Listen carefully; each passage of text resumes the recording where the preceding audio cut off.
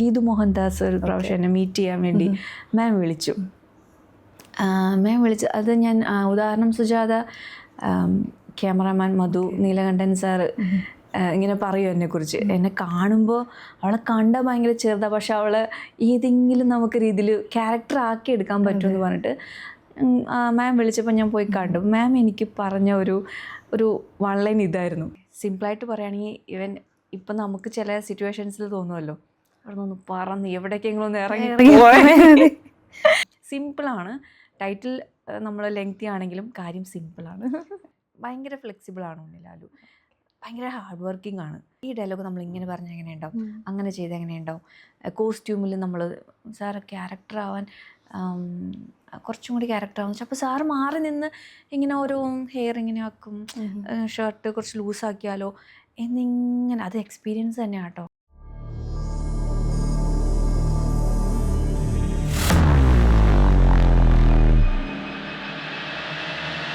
Tea സ്റ്റുഡിയോയിൽ ഇന്ന് നമ്മുടെ കൂടെയുള്ളത് പറന്ന് പറന്ന് പറന്ന് ചെല്ലാൻ എന്ന സിനിമയുടെ വിശേഷങ്ങളുമായി ആക്ട്രസ് ശ്രീജ ദാസ് ആണ്. So happy to have you on one line. Thank U.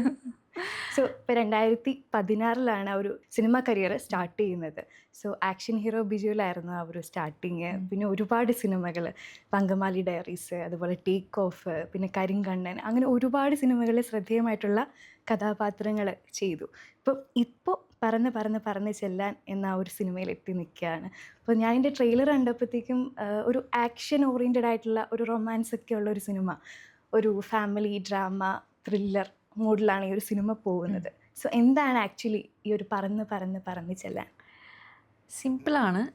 ശരിക്കും നമ്മൾ ഈ ടൈറ്റിൽ ഇട്ടപ്പോൾ തന്നെ എല്ലാവരും ഒരു കമൻറ്റ് വന്നത്, ലെങ്തി കമൻറ്റ് വരുമ്പോൾ, മീൻസ് ടൈറ്റിൽ വരുമ്പോഴത്തേക്കും അത് റീച്ച് ആവാൻ ബുദ്ധിമുട്ടാണ്. കാരണം പേര് ചോദിച്ചാൽ ഈവൻ എനിക്കും ബുദ്ധിമുട്ടാണ് പറയുമ്പോൾ, പറന്ന് പറന്ന് പറന്ന് ചെല്ലാൻ. പക്ഷേ നമ്മുടെ കഥയോട് ചേർന്ന് നിൽക്കുന്ന ഒരു ടൈറ്റിലാണ് നമ്മൾ ഇട്ടത്. സിമ്പിളായിട്ട് പറയുകയാണെങ്കിൽ, ഇപ്പം നമുക്ക് ചില സിറ്റുവേഷൻസിൽ തോന്നുമല്ലോ, അവിടെ നിന്ന് പറന്ന് എവിടേക്കെങ്കിലും ഒന്ന് ഇറങ്ങി. അങ്ങനെ തോന്നാത്ത ആരും ഉണ്ടാകും എനിക്ക് തോന്നുന്നില്ല. എനിക്ക് എപ്പോഴും ഒന്ന് പറക്കാൻ പറ്റുമെങ്കിൽ ഇവിടെ നിന്ന് പോകും, അല്ലെങ്കിൽ ഇവിടെ നിന്ന് ഇറങ്ങി പോകാൻ ആണിനും പെണ്ണിനായാലും തോന്നുന്ന ഒരു ഇമോഷനാണ്. ഒരു വ്യക്തിക്ക് അതെ, ഒരു എത്ര നമ്മൾ ഹാപ്പി ആയിട്ട് ലൈഫ് പോയാലും എല്ലാം ഹാൻഡിൽ ചെയ്ത് ഇരിക്കുന്ന സമയത്താണെങ്കിൽ പോലും ഒരു പോയിന്റിൽ നമുക്ക് തോന്നുന്ന ഒരു ഇമോഷനാണ് ഒന്ന് പറക്കാൻ പറ്റി, അല്ലെങ്കിൽ എങ്ങോട്ടെങ്കിലും ഒന്ന് പോകാൻ പറ്റിയെങ്കിലും. അങ്ങനത്തെ ഒരു കഥ എന്ന് പറയാം ഇതിനോട്. മീൻസ് ഇമോഷൻസ്, മനുഷ്യരുടെ ഇപ്പോൾ ഇമോഷൻസാണ് നമ്മൾ ഹാൻഡിൽ ചെയ്തത്. എല്ലാ കാറ്റഗറീസ്, ഇപ്പോൾ പ്രായഭേദമന്യേ നമ്മൾ പറയുമല്ലോ. അതെ, ചെറിയ കുട്ടികളോട്ട്, ഇപ്പോൾ ഇതിൽ നമ്മൾ കാണിക്കുന്ന, ഇപ്പോൾ ശാലം പറഞ്ഞ പോലെ എല്ലാ ഏജ് ഗ്രൂപ്പിലുള്ള ആളുകളും ഉണ്ട്. ഞങ്ങളുടെ അച്ഛൻ, അമ്മ, എൻ്റെ ചേച്ചി, അനിയത്തി തുടങ്ങി ഒരു കൂട്ടുകുടുംബമാണ്. അപ്പോൾ അവരുടെ എല്ലാ ഇമോഷൻസും നമ്മളിതിൽ ടച്ച് ചെയ്ത് പോയിട്ടുണ്ട്. ഈ ഒരു ടൈറ്റിൽ കേട്ടപ്പോൾ എനിക്ക് തൃക്കൊടിത്താനം സച്ചിദാനന്ദൻ സാറിൻ്റെ ഒരു പാട്ട് എനിക്ക് ഓർമ്മ വന്നേ. അപ്പോൾ ഞാൻ ഓർത്തു, ഇപ്പോൾ ഈ ഒരു കഥ കേട്ട് കഴിഞ്ഞപ്പോൾ ഇങ്ങനെ ചിന്തിച്ചായിരുന്നു, എന്തിനായിരിക്കും ഈ ഒരു ടൈറ്റിൽ ഇതിനെ ചൂസ് ചെയ്തത്? അതെ, അത് തന്നെയാണ് ചൂസ് ചെയ്യാൻ കാരണം. അത്രേ ഉള്ളൂ. നമുക്ക് ഈ ഞങ്ങളുടെ കുടുംബത്തിലെ എല്ലാവർക്കും ഒരു പോയിന്റിൽ തോന്നിയത് എവിടേക്കെങ്കിലും പോവാം, പക്ഷെ അങ്ങനെ പോകാൻ പറ്റാത്ത സാഹചര്യത്തിൽ ജീവിച്ചുകൊണ്ടിരിക്കുന്ന ഹ്യൂമൻ ബീയിങ് എന്ന് പറയുന്നത് അങ്ങനെയായിരിക്കും. നമുക്ക് ചിലപ്പോൾ ഇൻഡിവിജ്വാലിറ്റി ഉണ്ടെങ്കിലും ചില പോയിന്റിൽ നമുക്ക് ഇന്ന് പറ്റില്ല, ഇന്ന് കുറേ കാര്യങ്ങൾ റെസ്പോൺസിബിലിറ്റീസ് ഉണ്ട്, അത് തീർത്തിട്ട് വേണം നാളെ പറക്കാൻ, അങ്ങനെ ചിന്തിക്കുന്ന ആളുകളും ഉണ്ട്. പക്ഷേ നമുക്ക് പറക്കാൻ പറ്റിയാൽ നല്ലതാണ്. ഒരു പോയിന്റിൽ നമുക്ക് എല്ലാം ആ ഒരു ഡിസിഷൻ എടുത്ത് പറക്കാൻ പറ്റട്ടെ എന്നാണ് ഞങ്ങൾ ഈ സിനിമയിലൂടെ നമ്മൾ പറയാൻ ഉദ്ദേശിച്ചത്. അത്രയേ ഉള്ളൂ.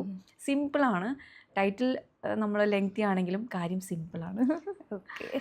അപ്പോൾ ചേച്ചിയുടെ ആ ഒരു കരിയർ എടുത്ത് നോക്കുകയാണെങ്കിൽ, ഒരു സിനിമ കരിയർ എടുത്ത് നോക്കുകയാണെങ്കിൽ, ഇപ്പം you have done variety of characters. അതായത് ഇപ്പം നമ്മൾ എവിടെയൊക്കെയോ കണ്ടു മറന്ന ഒരുപാട് വ്യക്തികളെ, അല്ലെങ്കിൽ ആ ഒരു ക്യാരക്ടേഴ്സിനെയാണ് റെസിപ്രൊക്കേറ്റ് ചെയ്താണ് ചെയ്തിട്ടുള്ളത്. സോ എങ്ങനെയാണ് ഈ ഒരു സ്ക്രിപ്റ്റ് സെലക്ഷൻ ചെയ്യുന്നത്? അതിൻ്റെ ഒരു പാറ്റേൺ എങ്ങനെയാണ്? ആക്ച്വലി ഞാൻ സ്ക്രിപ്റ്റ് സെലക്ഷൻ ചെയ്യേണ്ട അതിലേക്ക് ഞാൻ എത്തിയിട്ടില്ല. എനിക്ക് ഇപ്പോൾ ആക്ഷൻ ഹീറോ ബിജു കഴിഞ്ഞ ഉടനെ എനിക്ക് അങ്കമാലി ഡയറീസ് വന്നു. എനിക്ക് തോന്നുന്നത് നമ്മളിപ്പോൾ ഒരു മൂവി ചെയ്തപ്പോൾ ഈ പെർഫോമൻസ് കണ്ടിട്ടായിരിക്കും. ഇപ്പോൾ വലിയ ലെങ്തി റോൾ അല്ലെങ്കിൽ പോലും ഒരു പോയിന്റിൽ ഇവർ അടുത്ത് കൊള്ളാലോ, ഇന്ന ക്യാരക്ടർ കൊള്ളാലോ, ഇപ്പോൾ ശാലം പറഞ്ഞ പോലെ ടീച്ചർ ആവാൻ കൊള്ളാലോ, ഡോക്ടർ ആവാൻ കൊള്ളാലോ, അങ്ങനെ പോലീസ് ആവാൻ കൊള്ളാലോ, അങ്ങനെ അങ്ങനെ അവർക്ക് ഇപ്പോൾ അസോസിയേറ്റ് ഡയറക്ടേഴ്സ് അല്ലെങ്കിൽ സ്ക്രിപ്റ്റ് റൈറ്റേഴ്സ് അവർക്ക് തോന്നിയിട്ടാണ് നമ്മളെ കോൺടാക്ട് ചെയ്തിട്ടുള്ളൂ. ഞാൻ സ്ക്രിപ്റ്റ് ചൂസ് ചെയ്യുന്ന രീതിയിലേക്കൊന്നും വന്നിട്ടില്ല. എനിക്ക് ബാക്ക് ടു ബാക്ക് സിനിമകൾ വരുന്നുണ്ട്, ക്യാരക്ടേഴ്സ് വരുന്നുണ്ടെന്നേ ഉള്ളൂ. പക്ഷെ ഒരു ചൂസ് ചെയ്യാൻ പറ്റുന്ന രീതിയിലേക്കൊന്നും ഞാൻ മാറിയിട്ടില്ല. പിന്നെ അറിയാലോ നമ്മളുടെ ഈ ഒരു പീരിയഡ് എന്ന് പറഞ്ഞാൽ ഒരുപാട് ആർട്ടിസ്റ്റുകൾ വന്നുകൊണ്ടിരിക്കുന്ന ഒരു സമയമാണ്. ഓപ്ഷൻസ് ഒരുപാടുണ്ട്. ശ്രീജാദാസ് ഇല്ലെങ്കിൽ വേറൊരു ആക്ടറുണ്ട്. അപ്പം നമുക്കങ്ങനെ ചൂസ് ചെയ്യാനൊന്നും എനിക്ക് ഉള്ളൊരു മീൻസ് അവസരം ഉണ്ടായിട്ടില്ല. വരുന്നതെല്ലാം എന്തോ ലക്ക് കൊണ്ട് ക്യാരക്ടർ റോൾസും നല്ല ബാനറുമാണ്, നല്ല ഡയറക്ടേഴ്സുമാണ് വന്നിട്ടുള്ളത്. അതിൻ്റെ വേറൊരു കാര്യം എന്ന് പറയുമ്പോൾ എല്ലാ ക്യാരക്ടേഴ്സിലേക്കും ഫ്ലെക്സിബിൾ ആണ്. അതെ, അങ്ങനെ ഒരു ഈ ഒരു പോയിന്റ് എനിക്ക് ഗീതു മോഹൻദാസ് ഒരു പ്രാവശ്യം എന്നെ മീറ്റ് ചെയ്യാൻ വേണ്ടി മാം വിളിച്ചു. അത് ഞാൻ ഉദാഹരണം സുജാത, ക്യാമറാമാൻ മധു, നീലകണ്ഠൻ സാറ് ഇങ്ങനെ പറയും എന്നെക്കുറിച്ച്. എന്നെ കാണുമ്പോൾ അവളെ കണ്ടാൽ ഭയങ്കര ചെറുതാണ്, പക്ഷെ അവളെ ഏതെങ്കിലും നമുക്ക് രീതിയിൽ ക്യാരക്ടർ ആക്കി എടുക്കാൻ പറ്റുമെന്ന് പറഞ്ഞിട്ട് മാം വിളിച്ചപ്പോൾ ഞാൻ പോയി കണ്ടു. മാം എനിക്ക് പറഞ്ഞ ഒരു വൺലൈൻ ഇതായിരുന്നു, നമുക്ക് എങ്ങനെ വേണമെങ്കിലും മാറ്റാൻ പറ്റും. അതെ, ഫേസിൽ ചിലവർക്ക് എല്ലാ ക്യാരക്ടറും മാച്ചായിട്ട് വരില്ല. എനിക്കിപ്പോൾ എത്ര ഏജ് ആയിട്ടും ചെയ്യാൻ പറ്റും, ഏജ് കുറഞ്ഞും ചെയ്യാൻ പറ്റും. അതൊരു ഭാഗ്യമാണ്, ഒരു ആക്ടറെ സംബന്ധിച്ച് ഒരു ഭാഗ്യമാണ് നമുക്ക് അങ്ങനെ ചെയ്യാൻ പറ്റുന്നത്. ഇപ്പം ഞാൻ തന്നെ ഒരു പോയിന്റിലിരുന്ന് ആലോചിക്കുമ്പോൾ ഇപ്പോൾ എൻ്റെ ഫ്രണ്ട്സ് ചോദിക്കും ഇന്ന ക്യാരക്ടറിലേക്ക് ആരെങ്കിലും കിട്ടുമെന്ന് പറയുമ്പോൾ ചില എൻ്റെ ക്ലോസ് ഫ്രണ്ട്സ് ഉണ്ടാവും, പക്ഷേ എനിക്ക് അതിലേക്ക് കൊണ്ടുവന്ന് അവരെ ഇടാൻ പറ്റുന്നില്ല. എന്തുകൊണ്ട്? അവർ ഫേസ് കൊണ്ടാണോ അവരൊരു മൊത്തം ബോഡി ലാംഗ്വേജ് കൊണ്ടൊക്കെ അങ്ങനെ പറ്റാറില്ല.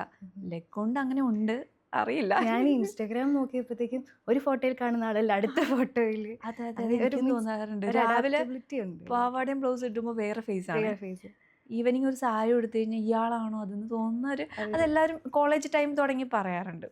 മോഡേൺ വേഷം ഇടുമ്പോഴത്തേക്കും അതെന്തോ ലക്ക്. ഇപ്പോൾ ഈ സിനിമയിലേക്ക് വരികയാണെങ്കിൽ ഇതിൻ്റെ ഒരു മെയിൻ ഫാക്ടേഴ്സ് എന്ന് പറയുന്നത് സിദ്ധാർത്ഥ് ഭരതനും കുട്ടേട്ടനും അതുപോലെ ഉണ്ണിലാലുമാണ്. ഇപ്പോൾ സിദ്ധാർത്ഥ് ഭരതൻ എടുക്കുകയാണെങ്കിൽ ഭ്രമയുഗം, അതിലൊരു ഭയങ്കര നമ്മളൊക്കെ ഞെട്ടിച്ച ഒരു പെർഫോമൻസ് കാഴ്ചവെച്ചു.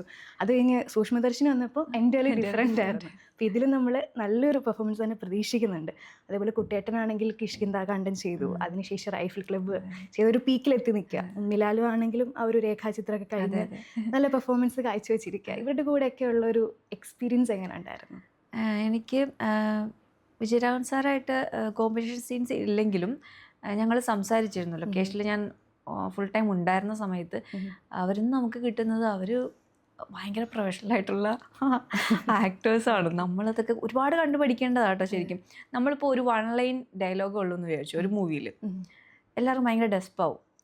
എനിക്ക് ഇത്രയേ ഉള്ളൂ ഡയലോഗ്, എനിക്ക് ഇത്രയേ ഉള്ളൂ, ഇങ്ങനെ നമുക്ക് ഭയങ്കര ഒരു പ്രശ്നമായിത്തീരുന്ന ഒരു സമയം ഉണ്ടാവും. പക്ഷെ ഇവരും നമുക്ക് പഠിക്കേണ്ട കാര്യം ആ ഒരു വൺ ലൈൻ ഡയലോഗ് വെച്ചിട്ട് ഇവർ പെർഫോം ചെയ്യുന്നതാണ്. ആ വൺ ലൈനിൽ തന്നെ ഒരു 2 മണിക്കൂറൊക്കെ ഇരിക്കും.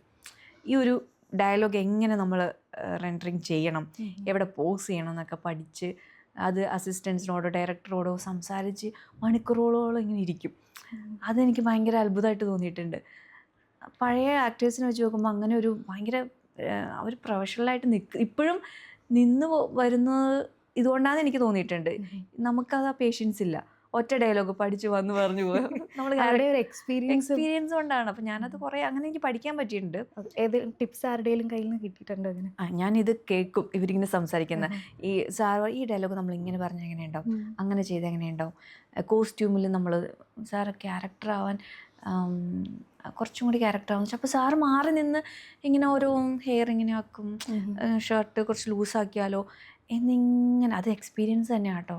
അതിലിരുന്ന് പണിത് ക്യാരക്ടറിലേക്കായി അങ്ങനെ ചെയ്യും. അപ്പോൾ അത് ഞാൻ കണ്ടുപിടിച്ചിട്ടുണ്ട്. അതാണ് ഈ സീനിയർ ആക്ടേഴ്സിൻ്റെ കൂടെ നിൽക്കുമ്പോൾ നമുക്ക് കിട്ടുന്ന ഒരു വലിയ ടിപ്പ് എന്ന് പറഞ്ഞാൽ അത് തന്നെയാണ് കേട്ടോ. പിന്നെ ഉണ്ണിലാലുവിനെ ഞാനാണിതിൽ കാസ്റ്റിംഗ് ഡയറക്ടറായിട്ടാണല്ലേ. ഉണ്ണിലാലിനെ കാസ്റ്റ് ചെയ്യാൻ കാര്യം എനിക്ക് ഉണ്ണിലാലിൻ്റെ ഞാനൊരു മൂവി കണ്ടിരുന്നു, പിന്നെ ഷോർട്ട് ഫിലിമൊക്കെ കണ്ടിരുന്നു. രേഖ എന്ന് പറഞ്ഞ മൂവി ഇറങ്ങുന്നതിന് മുമ്പാണ് ഞാൻ കാസ്റ്റ് ചെയ്തത്. കാരണം ഉണ്ണിലാലിൽ ആ ഒരു എന്തോ ഒരു കിടക്കുന്നുണ്ടെന്ന് സ്പാർക്ക് ഞാൻ കണ്ടിരുന്നു. അങ്ങനെ ഭയങ്കര ഫ്ലെക്സിബിളാണ് ഉണ്ണിലാലു, ഭയങ്കര ഹാർഡ് വർക്കിംഗ് ആണ്. ഇങ്ങനെ അത് മതിയോ ഇത് മതിയോ ഇങ്ങനെ ആക്കട്ടെ അങ്ങനെ ആക്കട്ടെ. നമുക്ക് നമുക്ക് മടുപ്പ് തോന്നൂല. എടാ കുറച്ചും കൂടി ഒന്ന് ഇതാക്കാം, എങ്ങനെയാക്കണം അങ്ങനെ ചോദിച്ചുകൊണ്ടിരുന്നിട്ട് ഓരോ സമയത്ത് ഓരോ ഓരോ variety. സമയത്ത് അങ്ങനെ ഇതാക്കട്ടെ, അങ്ങനെ ഭയങ്കര രസമാണ്. അങ്ങനെ വർക്ക് ചെയ്യുന്ന ഒരാളാണ് ഉണ്ണിലാലു. ഇപ്പോൾ ശാലോം പറഞ്ഞല്ലോ, ഞാൻ കണ്ടു പരിചയമുള്ള ടീച്ചർ, ബാങ്ക് ഉദ്യോഗസ്ഥ, എനിക്ക് അതിന് ബ്രേക്ക് ചെയ്യണമെന്ന് എപ്പോഴും തോന്നാറുണ്ട്. പിന്നെ നമുക്ക് അവസരങ്ങൾ വരുന്നത് നമുക്ക് എപ്പോഴും ഇത് തന്നെ വരുന്നത്. ഒരു പാവം കണ്ടാൽ തന്നെ പാവം തോന്നും, പാവം അല്ലെങ്കിലും. ആസ് എ ആക്ടർ എന്ന് പറയുന്നത് ഞാൻ ബ്രേക്ക് ചെയ്തതാ. എനിക്ക് ഇൻഡസ്ട്രിയിൽ നിന്ന് ഒരുപാട് ഡയറക്ടേഴ്സിൻ്റെ കോള് വന്നതാണ്. കാരണം പെർഫോമൻസ് എന്ന് വെച്ചാൽ ശ്രീജാദാസിൻ്റെ വേറൊരു വേർഷൻ. അത് പഠിക്കാന്ന് വെച്ചാൽ പഠിക്കുക തന്നെയായിരുന്നു. ഞാൻ സ്മോക്കിംഗ് ഇങ്ങനെ പഠിക്കുക, കൂടെ ഡയലോഗ്സ് പറഞ്ഞുകൊണ്ടിരിക്കുക. മെൻ്റലി എനിക്ക് ഭയങ്കര സ്ട്രെസ്ഫുള്ളായിട്ടുള്ള ഒരു പരിപാടിയായിരുന്നു അത്. മധു അമ്പാട്ട് സാറ് ക്യാമറ ചെയ്യാം എന്ന് പറയുന്നു. കാസ്റ്റിംഗ് ഡയറക്ടർ എന്ന് പറയാൻ കാരണം തന്നെ, ഞാൻ ഈ സ്ക്രിപ്റ്റ് വായിക്കുമ്പോൾ ഞാനിങ്ങനെ മൂവീസ് കാണുമ്പോൾ മെയിൻ ക്യാരക്ടർ അല്ലാതെ ബാക്ക്ഗ്രൗണ്ടിൽ നിൽക്കുന്ന ആക്ടേഴ്സിനെ വരെ ശ്രദ്ധിക്കും. എനിക്കത് അങ്ങനെ ഒരു പരിപാടിയുണ്ട്. സിനിമ കണ്ടോട്ടി അയാൾ കൊള്ളാല്ലേ, ഈ കുട്ടി കൊള്ളാല്ലേ, അങ്ങനെ ഉണ്ട്. ഞാനിങ്ങനെ നോട്ട് ചെയ്ത് വെക്കാറുണ്ട് എല്ലാവരെയും.